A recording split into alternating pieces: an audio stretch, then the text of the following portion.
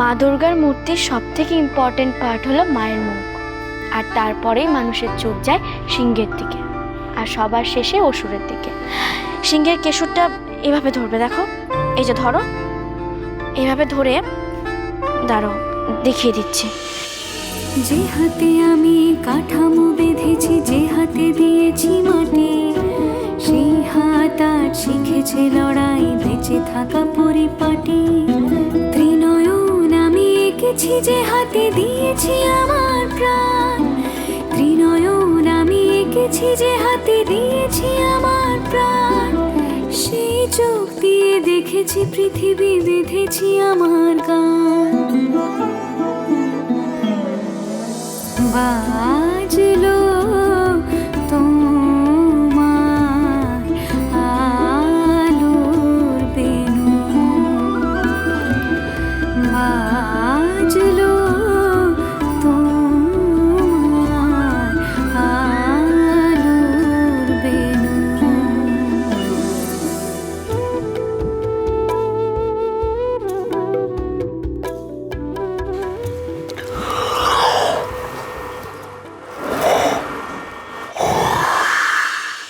কি হলো? Feeling very sleepy. জানি না কেন তো ঘুম পাচ্ছ। তুমি একটা কাজ করো, তুমি ওই চেয়ারটায় বসে একটু রেস্ট নিয়ে নাও। তা তুমি? আমি বরং ততক্ষণে কাজটা এগিয়ে রাখি। এখন তো জাজেরাও নেই, ভালোই হবে, তুমি একটু রেস্ট নিয়ে নাও। ঠিক আছে।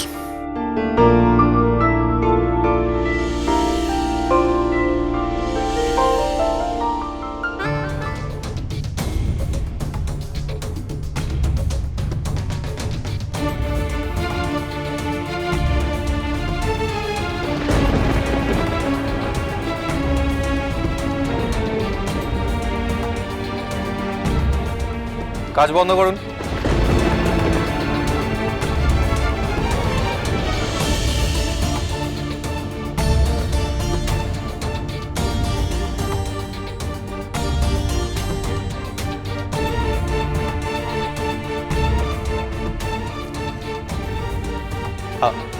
আপনারা কি হচ্ছেটা কি এখানে? কে কার সহকারী আপনারা?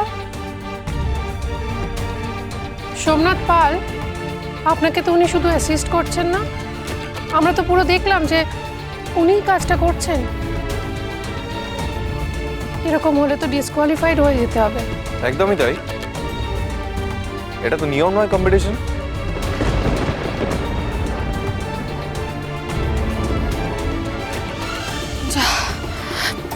সর্বনাশ, কি হবে এবার? কি হবে? সৌমিনু কি কম্পিটিশন থেকে বাদ হয়ে যাবে?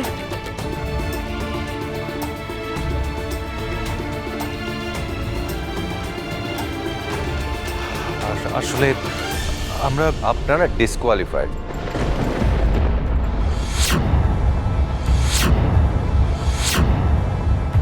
কি বলছেন আপনি? যেটা নিয়ম সেটাই বলছি। না মানে আমরা মানে আমার স্বামী আসলে। দেখুন, কি আসল কি নকল সেটা আমরা জানি না, আমরা যেটা নিজের চোখে দেখেছি সেটাকেই তো আসল বলে মনে করবো, তাই না? রুদ্র, বলছি কি যে ওরা মনে হয় কিছু বলতে চায়, ওদের একটা সুযোগ দাও। আচ্ছা ঠিক আছে, দিদি যখন বলছেন তখন আপনাদের একবার কথা বলার সুযোগ দিচ্ছি। কি বলতে চান বলুন।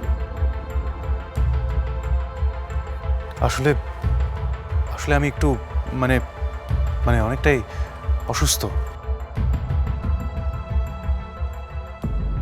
আমাকে কয়েকদিন আগেই হাসপাতাল থেকে ছাড়া হয়েছে, তো আমাকে অনেক কিছু ওষুধ খেতে হয়, আর তার মধ্যে একটা ওষুধ এমন আছে যে খেলেই আর কি ঘুম পায়, তাই আমার একটু চোখটা লেগে গেছিল। কি কি মিনু, তাই তো? হ্যাঁ তাই। আপনারা যদি চান আপনারা হসপিটালে ভর্তি থাকার কাগজপত্র দেখতে পারেন। ও কদিন আগে পর্যন্ত হসপিটালে ভর্তি ছিল, বিশ্বাস করুন। আমরা ওকে মৃত্যুর মুখ থেকে ফিরিয়ে এনেছি। ও তাই একটু বিশ্রাম নিচ্ছিল। আপনারা প্লিজ বিশ্বাস করুন, আমি মূর্তির কাজের শেষ টাচ আপটা দিচ্ছিলাম। প্লিজ আপনারা বিশ্বাস করুন আমার কথা। কি তুমি কাঁদছো কেন? রুদ্র, আমার মনে হয় না ওরা মিথ্যে কথা বলছে। মানে আমরা কি একটু ওদের কনসিডার করতে পারি না?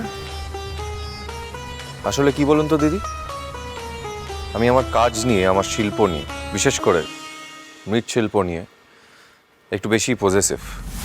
শিল্প আমার কাছে ঈশ্বরের মতো, তাই এই নিয়ে আমি কোনো মিথ্যে সহ্য করতে পারি না, একদম পারি না। বাট আমারও মনে হয় না যে ওরা মিথ্যে কথা বলছে। রুদ্র, যদি একটা বার ওদের সুযোগ দেওয়া যেত আর কি। প্লিজ প্লিজ আমাদের ডিসকোয়ালিফাই করবেন না, প্লিজ আমাদের বের করে দেবেন না। আমাদের এই পুরস্কারটা খুবই দরকার। আমি জানতাম এরকম কিছু একটা হবে। উফ, চুপ করো না তুমি, দেখছো তো ওরা ম্যানেজ করছে। আমাদের এই পুরস্কারের টাকাটা আসলে খুবই দরকার। পরশুদিনের মধ্যে আমরা যদি লোনের টাকা শোধ না করতে পারি, তাহলে আমাদের বাড়ি নিলামে উঠবে, পথে বসে যাব আমরা।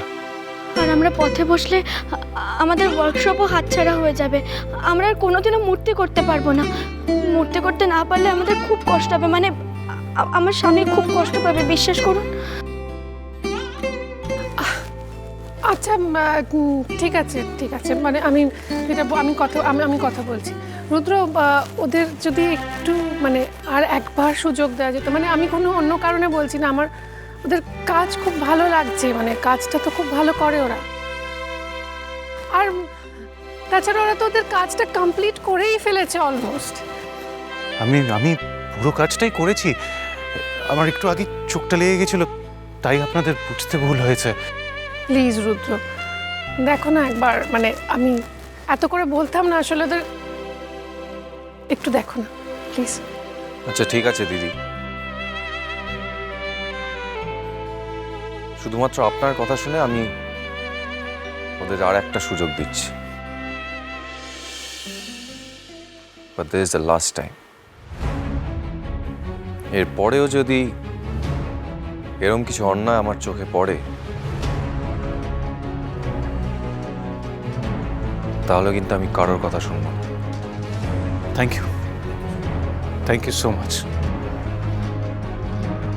আমাদের আর ভুল হবে না।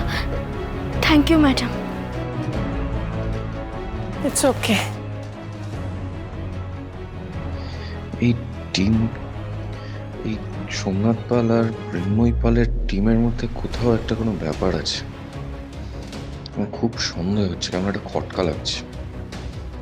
এখানে মৃন্ময় দেবী নিজেকে সোমনাথ পালের সহকারী বলে পরিচয় দিচ্ছে, অথচ সেদিন রাস্তায় ওই ভেঙে যাওয়া মূর্তিগুলো ওর নিজের হাতে তৈরি করা বললেন, যার সাথে আবার প্রেস কনফারেন্সের দিনে তৈরি পুতুলের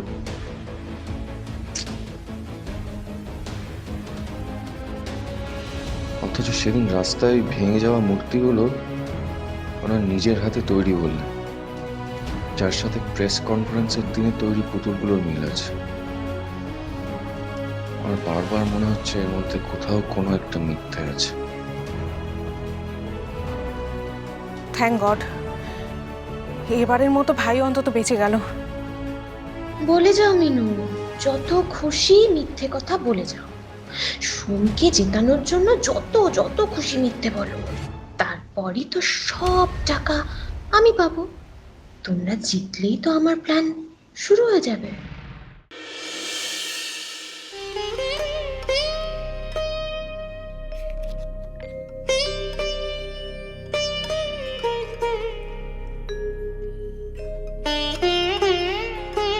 মা, এই টিফিন ক্যারিয়ারে কি আছে গো? ও আমি তোমার দাদা ভাই আর বৌমনির জন্য একটু রান্না করে নিয়ে যাচ্ছি, যেখানে কম্পিটিশন হবে সেখানে। ছোট, এই কৌটোর মধ্যে লেবু আর লঙ্কা দিয়ে দিয়েছি। সোম তো আবার ডালে ভাত এসব ছেড়ে খেতে পারে না। হ্যাঁ, কিন্তু মা কাম্মা তোমরা শুধু শুধু খাচ্ছ। কি বলছো বলো তো? সোম মিনুর জন্য একটু রান্না করে নিয়ে যাবে, এতে খাটুনের কি আছে? ও মা, ওদের তো 3 দিন ধরে কম্পিটিশন চলবে, ওরা তো 3 দিন বাড়ি আসতে পারবে না। বাজলো তো